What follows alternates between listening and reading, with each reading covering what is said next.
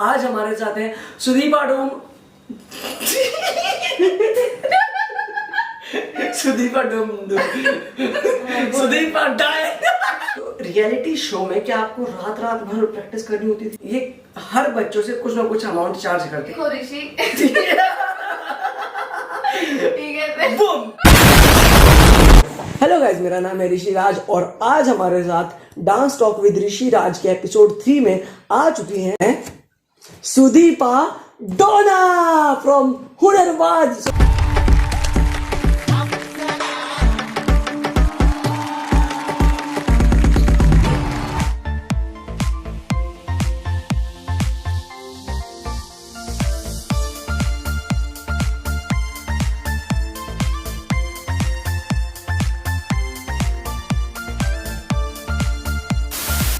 जोरदार तालियां फटाफट दोनों बंदियां।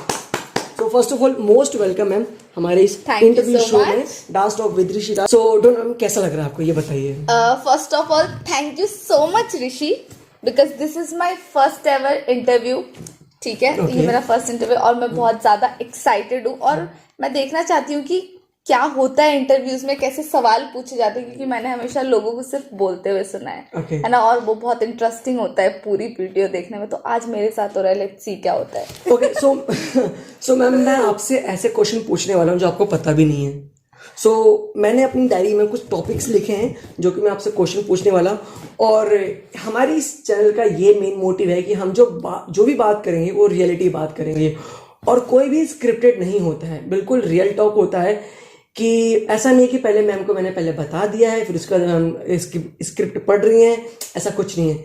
मैं मैम को क्वेश्चन भी नहीं पता और मैं पूछने वाला हूँ, तो ये बहुत ज़्यादा मज़ा आने वाला है और आज सबको सुदीपा मैम की लाइफ से कुछ ना कुछ सीखने को जरूर मिलेगा। Okay so let's start now. Action. Okay ma'am, so first of all मैं आपसे ये पूछना चाहूँगा कि अगर सुदीपा डोना को इंट्रोड्यूस करना हो तो आप कैसे इंट्रोड्यूस करोगे, मतलब हु इज सुदीपा डोना? सुदीपा डोना नाम से ही पता चलता है वो एक लड़की है। आई मीन मैं एक लड़की हूँ। वाह दीदी, वाह दीदी। नहीं दीदी, वाह दीदी। जो अपनी लाइफ में बहुत मस्त है।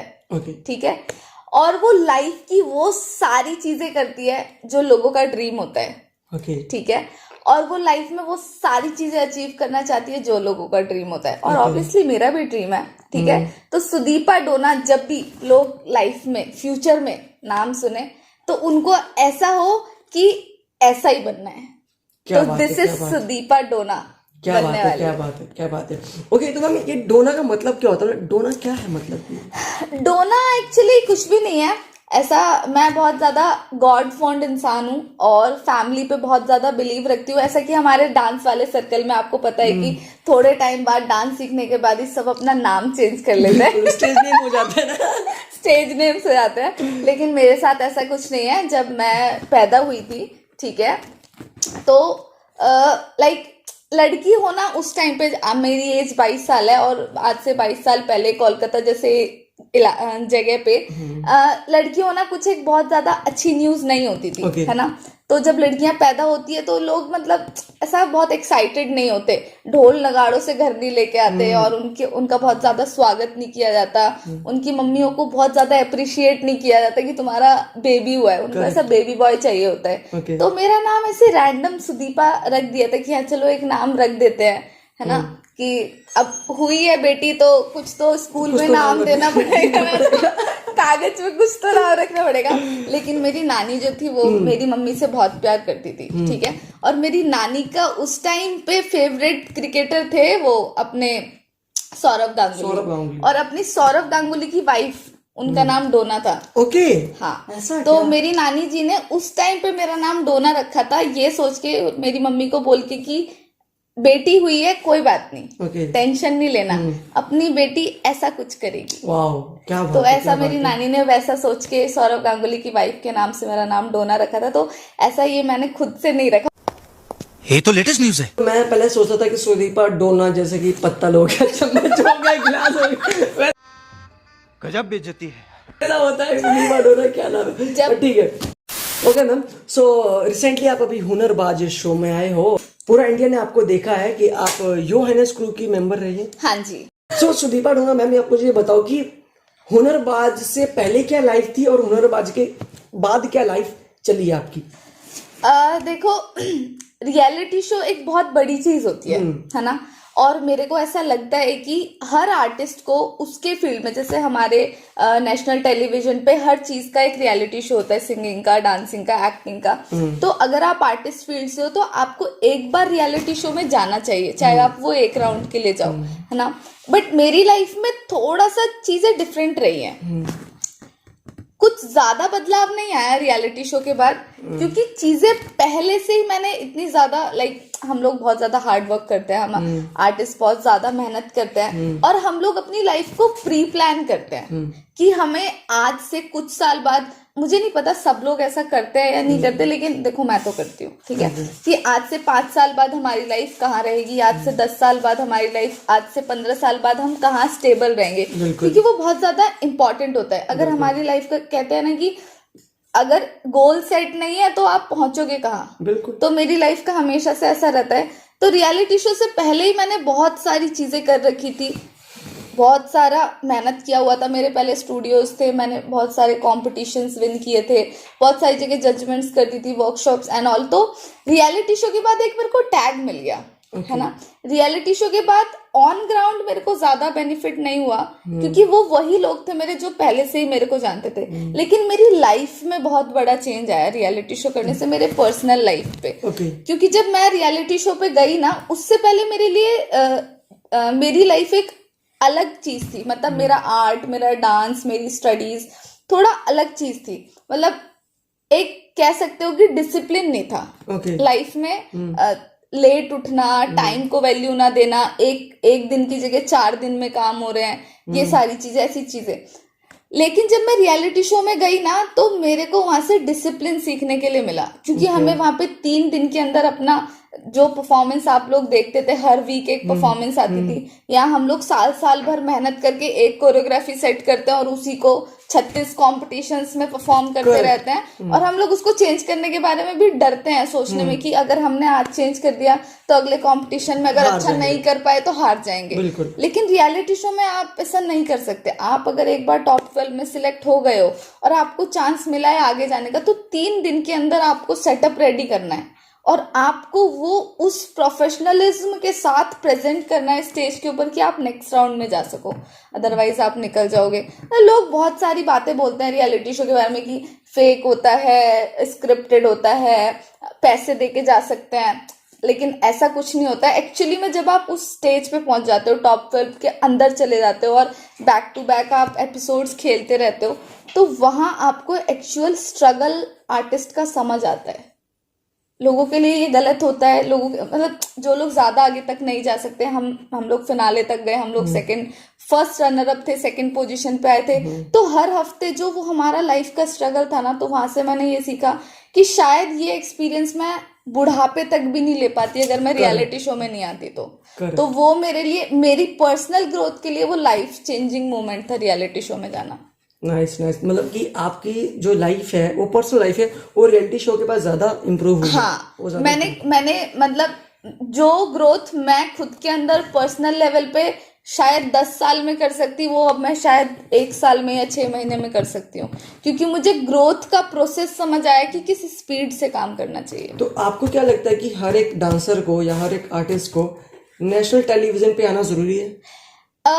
नेशनल टेलीविजन के टैग के लिए आना जरूरी है ये मेरे को नहीं लगता, लेकिन अगर आप एक आर्टिस्ट हो तो आपको एक बार रियलिटी शो के अंदर जाना जरूर चाहिए, क्योंकि आपको एक्चुअली में समझ आएगा कि आप किस चीज के लिए मेहनत कर रहे हो और जो आप मेहनत कर रहे हो उसका तरीका क्या होना चाहिए, क्योंकि वहां पे आप 10 साल की जिंदगी 2 दिन में जीते हो। तो समझ रहे हो ना किस स्पीड से। जैसे फॉर एन एग्जाम्पल, एक इंसान की लाइफ पूरी जिंदगी, उसके 60 साल की जिंदगी ऐसी ही बीत जाती है, वो जिंदगी के आखिर तक 1 लाख रुपए भी जमा नहीं कर पाता। एक आर्टिस्ट की लाइफ से रिलेट करते हैं वो एक उसकी 60 साल की जिंदगी, वो बच्चा पैदा होता है, बड़ा होता है, स्कूल जाता है, जॉब करता है या कुछ भी अपना छोटा मोटा बिजनेस करता है, काम करता है, 60-70 साल की एज में आके वो मर जाता है। उसकी एक बहुत कॉमन सी बेसिक सी लाइफ होती है। वो समझ लो वो हमारी लाइफ है जो हम लोग समझ नहीं रहे कि चीजों को करना कैसे है। टाइम को यूटिलाइज कैसे करना है, लाइफ में डिसिप्लिन की कितनी इंपॉर्टेंस है। बहुत सारे ऐसे बड़े बड़े नाम है, उनके पास भी उतना ही लाइफ होता है जितना हमारे पास होता है, लेकिन ऐसा क्या होता है कि वो औरों से अलग कर देते हैं। वो उस सर्टेन पीरियड की लाइफ को समझ जाते हैं कि उस 70 साल को 7000 साल जीना कैसे है। बिल्कुल, तो सेम यही चीज आर्टिस्ट ना जब रियलिटी शो में जाता है तो वो ये सीखता है। मुझे नहीं पता कि लोगों ने क्या सीखा है, क्योंकि मैं सिर्फ इकलौती ऐसी नहीं हूँ जो रियलिटी शो में गई है, सिर्फ हजारों लाखों लोग हैं जो रियलिटी शो में गए, क्योंकि कितने सालों से रियलिटी शो चलता हुआ आ रहा है ना।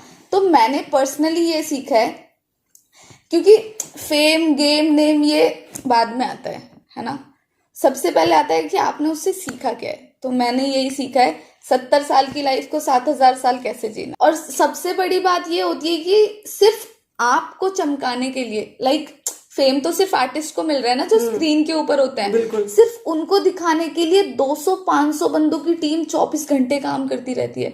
आप रेस्ट लेते हो लेकिन वो लोग नहीं रहते। उसी 3 दिन के अंदर आपका कॉस्ट्यूम रेडी होता है, उसी 3 दिन के अंदर आपका प्रॉप रेडी होता है, उसी 3 दिन के अंदर आपकी कोरियोग्राफी रेडी होती है। आपको सिर्फ चीजें फाइनल करनी होती है और वो 18 से 20 घंटे प्रैक्टिस करनी होती है। लेकिन आपको टेलीविजन के ऊपर एक्सट्रीम दिखाने के लिए वो जो 400-500 लोगों की टीम मेहनत करती है ना, जो दिखते भी नहीं है, जो कभी पता भी नहीं चलता लोगों को कौन थे, उनसे पूछो कि वैल्यू क्या होती है रियलिटी शो की। तो रियलिटी शो में क्या आपको रात रात भर प्रैक्टिस करनी होती थी? रात ये तो बहुत ही ज्यादा ये 2 मिनट में कोरियोग्राफी रेडी हो जाती है।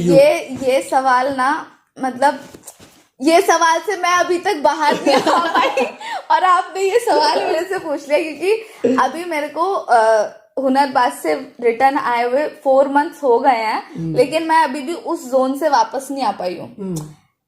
आप पूछ रहे हो कि रात रात भर, मैं ये बोलती हूँ कि हम सिर्फ 1 घंटा सोते थे। ओह शिट मैन, रात भर की तो आप बात ही छोड़ दो। आधे घंटे हमें टाइम मिलता था, आधे घंटे में बस से हम जाते थे अपने होटल तक, आधे घंटे रेडी होके होटल से अपने फिल्म सिटी तक। उसके बीच में 1 घंटा मिलता था, उसमें सो जाओ बेटा, और 10 मिनट में नहाना है तो नहा लो, नहीं नहाना है तो ऐसे ही कपड़े पहनो और अपनी गाड़ी में बैठो और फिल्म सिटी और प्रैक्टिस करो।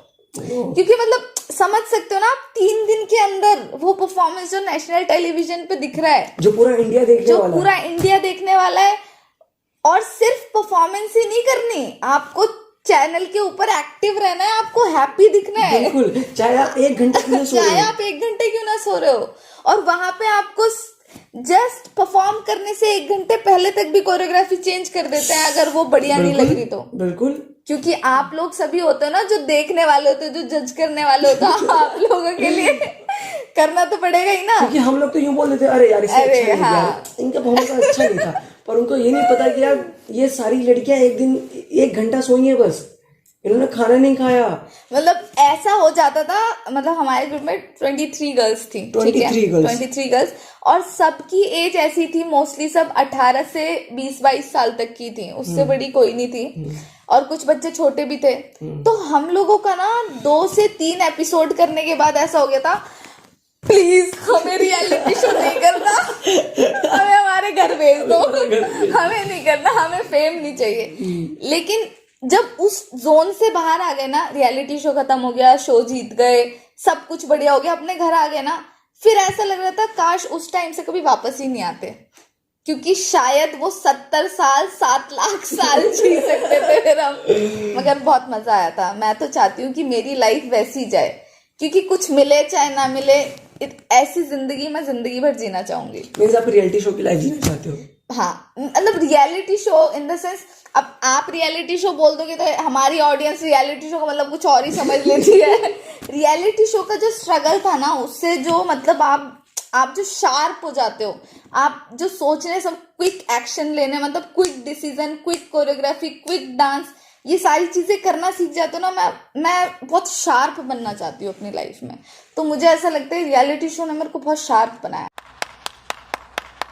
बहुत सारे डांसर ये पूछते हैं कि रियलिटी शो में जो पैसा लगता है, तो आप मुझे बताओ कि आपके घर से और मुंबई तक रियलिटी शो तक में क्या कोई आपके पैसे लगे? देखो, मैं एक सच बात बोलूंगी जो बहुत ज्यादा कड़वी हो सकती है और जो शायद बहुत बड़े बड़े डांसरों के दिल पे भी लग जाए, क्योंकि बहुत लोग मेरे से भी आके बोलते हैं और आई एम लाइक जस्ट की हाँ ओह यार, यार ये कितनी औसम है यार। रियलिटी शो में जाने के लिए आपको एक पैसा नहीं लगता, इवन वो आपका हर खर्चा उठाते हैं, है ना। आपके लिए हमेशा डॉक्टर्स अवेलेबल रहते हैं, आपके लिए हमेशा प्रोटेक्टिव टीम अवेलेबल रहती है, आपके लिए हमेशा एक बंदे के ऊपर कम से कम 10 लोग तो रहते हैं जो हमेशा उनका ध्यान रखते हैं। आपको खाना टाइम से मिलता है, आपको रहना अच्छी जगह मिलता है। ऐसा नहीं कि आपको कहीं भी ले आके हाँ रियलिटी शो हमारा ना फेम दे रहे हैं ना तुम्हें झोपड़े फेंक देंगे, नहीं, हमें रहना अच्छा मिलता है, खाना अच्छा मिलता है, हमें यहाँ से वहां तक जाने का ट्रैवल मिलता है। वहां से आप किसी भी एपिसोड से बाहर होते हो, नो मैटर कि आप सब कोई तो फाइनल में नहीं जा सकता ना, फाइनल में 2 ही बंदे 3 बंदे ही जाएंगे। आप जहां तक भी पहुंचते हो आपको फिर वो घर वापस आने का भी पैसा वही देते हैं, टिकट्स वही कराते हैं। इवन आप टॉप 12 में भी नहीं पहुंचते और आपको उन्होंने मुंबई बुला लिया है ऑडिशन राउंड से, तो वो उसका पैसा भी वही देते हैं। तो जो लोग, जो कोरियोग्राफर्स, जो टीचर्स अपने बच्चों को ये देखो, सॉरी कोरियोग्राफर्स, हाँ तुम्हारा धंधा थोड़ा मंदा हो जाएगा तुम्हारे बच्चों को पता चल जाएगा ऐसा कुछ सच नहीं होता, धंधा मंदा हो जाएगा प्लीज। ये तो सच्चाई बोल दी यार। देखो मैं लिटरली सच में, मतलब मैंने ये, this is not my first reality show, ठीक है, इसमें हम टॉप 12 तक आ गए, योर हाइनेस टॉप 12 में आ गया। तो अभी सबको पता है कि मैंने रियलिटी शो कर लिया है, लाइक कलर्स का ऐसा ऐसा अच्छा नाम है। लेकिन मैं मेरे को 8 साल हो गए हैं कम से कम डांस करते करते, ठीक है, और ये मेरा 4था-5वां रियलिटी शो था। इससे पहले रियलिटी शोज में मैं स्टूडियो राउंड से बाहर हो जाती थी, सोलो, कभी पहले मैं सालसा करती थी, तो मेरा ट्रायो का ग्रुप था, हेमंत भैया, प्रियंका दी और मैं करते थे। तो हम लोग, सबसे पहले सिलेक्शन हुआ था हमारा IGT सीजन 6 में, तो उस टाइम से रियलिटी शोज में मैं जा रही हूँ। तो तब से अब तक ना कभी हमसे किसी ने पैसे मांगे हैं। हमारा सिलेक्शन होता है तो हम जाते हैं, वो बेचारे टिकट भेजते हैं, हम जाते हैं, उनका खाते हैं उनका रहते हैं और आ जाते हैं। और यहाँ आने के बाद जो लोग सिलेक्ट नहीं होते वो क्या बोलते हैं, पैसे मांगे थे इसलिए नहीं हो पाया, इसलिए नहीं हो पाया। अरे सिलेक्शन तो हो गया था, 1 लाख रुपए मांगे थे, इसलिए नहीं जा पाया। अरे हम नहीं जाते रियलिटी शो में, पैसे मांगते हैं, बहुत टैलेंट है हम में। लेकिन मैं सॉरी अगर मैं ज्यादा बोल रही हूँ, लेकिन अगर जो लोग ये देख रहे हैं ना, और डांसर्स ही मोस्टली देखेंगे और कोरियोग्राफर्स ही देखेंगे, तो मेरा ना एक छोटा सा सवाल है कि एक रियलिटी शो को बनाने में उनका कम से कम भी नहीं तो 30-40 करोड़ रुपए का तो खर्चा आता है ना। जैसे हमारा 23 गर्ल्स का ग्रुप था, हम लोग 3 मंथ्स ऑलमोस्ट रहे थे उन्हीं के पास। पर हेड पर गर्ल पे 5 से 6 लाख रुपए का तो खर्चा आराम से आया था, टोटल कॉस्टिंग निकाली जाए तो, ठीक है। वो प्रोडक्शन और चैनल और वो सेट का छोड़ के सिर्फ स्टे, फूड, कॉस्ट्यूम, ट्रैवल, इन सब का ही, ठीक है, क्योंकि वो बहुत अच्छा ट्रीटमेंट देते हैं, ऐसा 3rd क्लास ट्रीटमेंट नहीं देते, बहुत अच्छा देते हैं। तो मैं ये पूछना चाहती हूँ कि जो उनका वो 40-50 करोड़ रुपए का जो खर्चा होता है, वो कोरियोग्राफर से 1-1.5 लाख रुपए क्यों मांगेंगे? क्यों मांगे? वही तो कह रहा हूँ। वो तो ये बात होगी ना कि समंदर में नदी का पानी भर दो, क्यों भाई कुएं का पानी भर दो, क्यों? क्या फर्क पड़ेगा समंदर को? और समंदर में एक बूंद अगर आप अलग से पानी लेके डाल दोगे तो समंदर को फर्क पड़ेगा? कुछ फर्क नहीं पड़ेगा। इसीलिए तो देखो, लोग रियलिटी शो की बहुत बुराइयां करते हैं, बिल्कुल, ठीक है, वो लोग करते हैं खासकर जो अपने स्टूडेंट्स के पेरेंट्स से पैसा ले लेते हैं रियलिटी शो के नाम पे, फिर बच्चे पहुंच नहीं पाते, या खुद कोरियोग्राफर्स जो सेल्फ कोरियोग्राफ ट्रेनर डांसर्स होते हैं, वो लोग पहुंच नहीं पाते, अपने पेरेंट्स को, अपने फैमिली को, अपने दोस्तों को बोल देते हैं भाई मैं तो सिलेक्ट हो गया था, मैं पैसे मांगे थे। तो मतलब वो लोग क्या साबित करना चाहते हैं, और इसीलिए वो लोग वहीं रह जाते हैं और रियलिटी शो हर दिन बढ़ता जाता है। ओके, एक जो रियलिटी शो होते हैं वो स्टार प्लस पे, GTV पे, कलर्स पे आते हैं। एक जो रियलिटी शो और देखो बात ये तो बात करूंगा क्योंकि भाई ये फैक्ट चलता है, रियल टॉक है भाई, डांस और विद ऋषभ में रियल टॉक है। तो एक जो रियलिटी शो होते हैं वो जैसे कि ईश्वर चैनल पे हो गए, 9XM पर हो गए, 9XM जलवा पे हो गए, साधना चैनल पे हो गए, दिशा चैनल पर हो गए, इस चैनल पे जो शो आते हैं और इस चैनल का ये सेटअप होता है कि ऑडिशन दो, उसके बाद ये टैग तो लगा लेते हैं कि रियलिटी शो का, और सेलिब्रिटीज भी बुला लेते हैं, पर ये हर बच्चों से कुछ ना कुछ अमाउंट चार्ज करते हैं। तो इन रियलिटी शो के बारे में क्या कहना चाहोगे? क्या ये रियलिटी शो सही है या गलत है? क्या इस रियलिटी शो में लोगों को जाना चाहिए या नहीं जाना चाहिए? देखो ऋषि ठीक है बूम, देखो काम मिलना बंद हो जाएगा। नहीं देखो ऐसा कुछ नहीं है, ठीक है, सब अपने भाई है, सब अपने दोस्त है, लेकिन बात हो रही है सच्चाई की, तो मुझे सच बोलना पड़ेगा। सच बोलना पड़ेगा जी। ठीक है, देखो मैं झूठ नहीं बोलती और मैं झूठ बोल भी नहीं सकती, लेकिन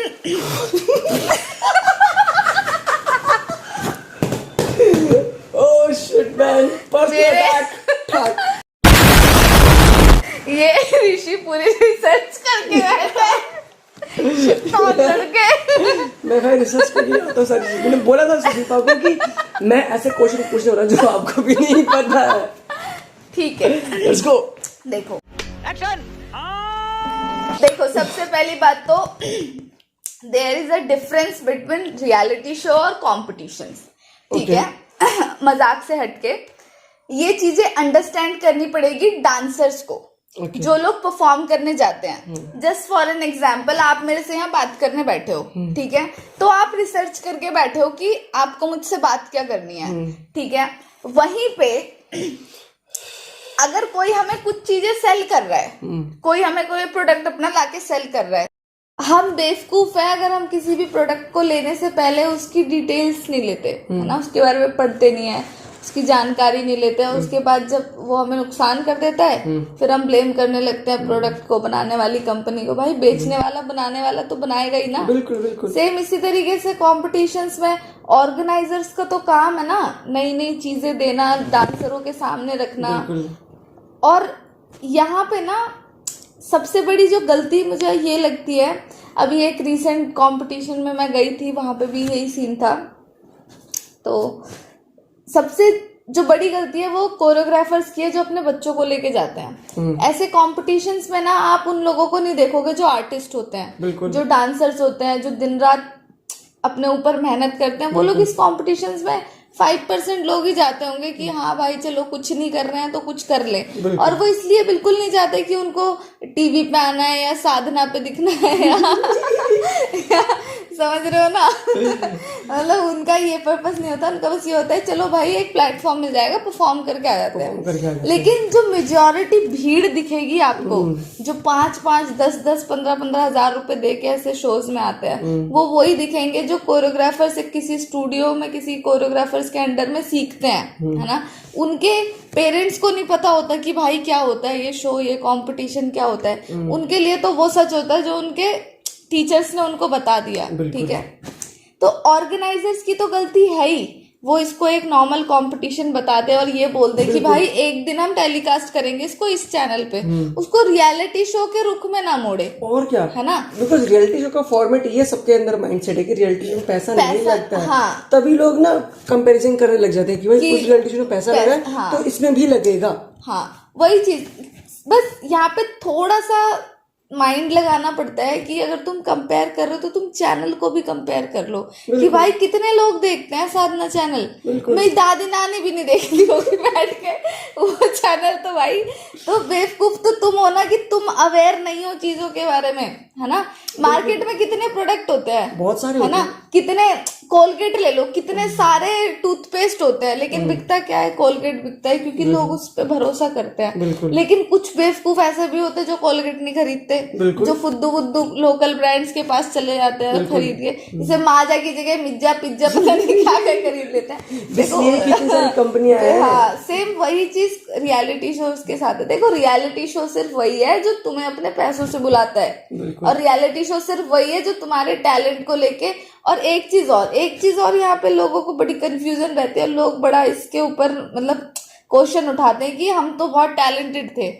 देखो सिर्फ मुझे ऐसा लगता है, ये मेरा पर्सनल ओपिनियन है, कि रियलिटी शो ना सिर्फ आपको डांसर नहीं बनाना चाहता, ये तो है। रियलिटी शो आपको आर्टिस्ट बनाना चाहता है। बिल्कुल समझ रहे हो, जो मैंने देखा वो कभी भी ये नहीं चाहता कि आप सिर्फ इतने ऋषि आपको वो बुला रहे हैं और आप जाओ, आपकी सिर्फ इतनी औकात रहे कि आप जाओ स्टेज पे खड़े हो, अपना डांस करो, जजेस ने बोला हाँ जी थैंक यू मैम बोल के स्टेज से आ जाओ।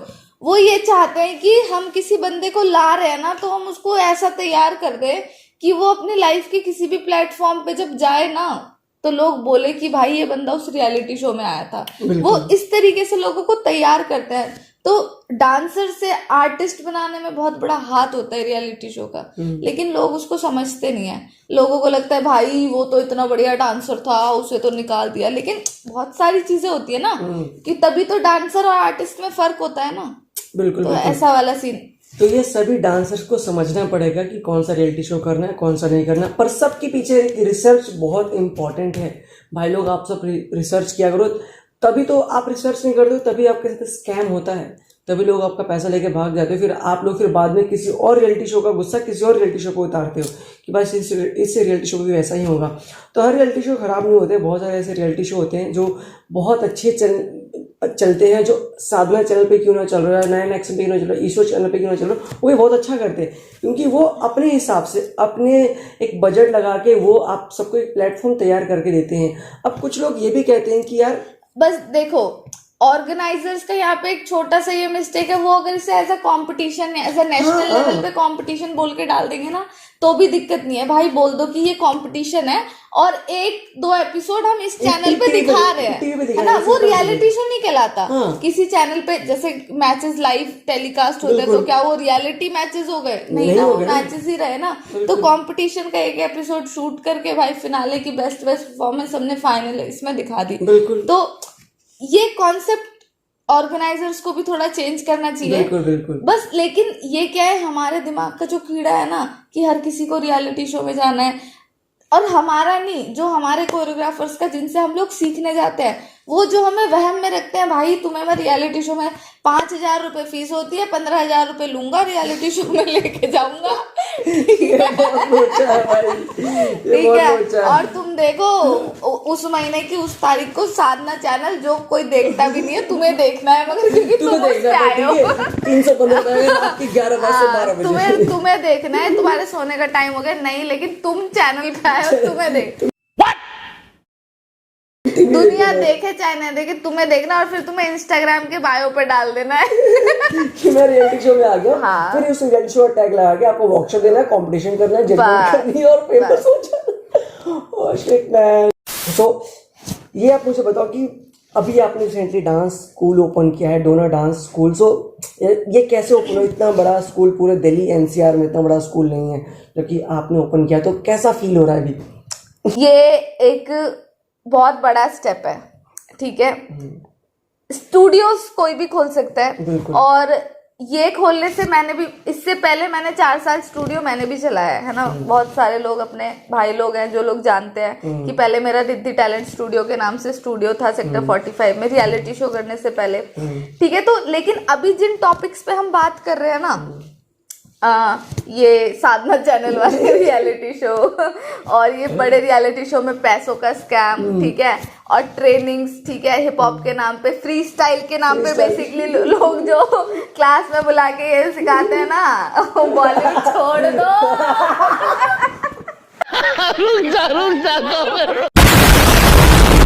रुको जाना नहीं कहीं भी, इस एपिसोड का पार्ट 2 ज़रूर आएगा।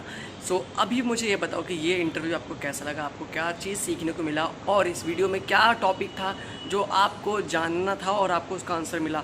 और कुछ भी डाउट्स हो, कुछ क्वेश्चन हो, तो आप मुझे कमेंट बॉक्स में कमेंट कर सकते हो, और नेक्स्ट इंटरव्यू किसके साथ चाहिए आप ये भी कमेंट सेक्शन में बता सकते हो। सो बहुत जल्दी मिलते हैं नेक्स्ट इंटरव्यू के साथ। तब तक आप लाइक कर दो, शेयर कर दो, और सब्सक्राइब करना बहुत ज़रूरी है, बिकॉज इस इंटरव्यू में यार मैं सारी डांस की बातें करता हूँ। अगर आप एक डांसर हो तो फटाफट इसको सब्सक्राइब करो। Thank you.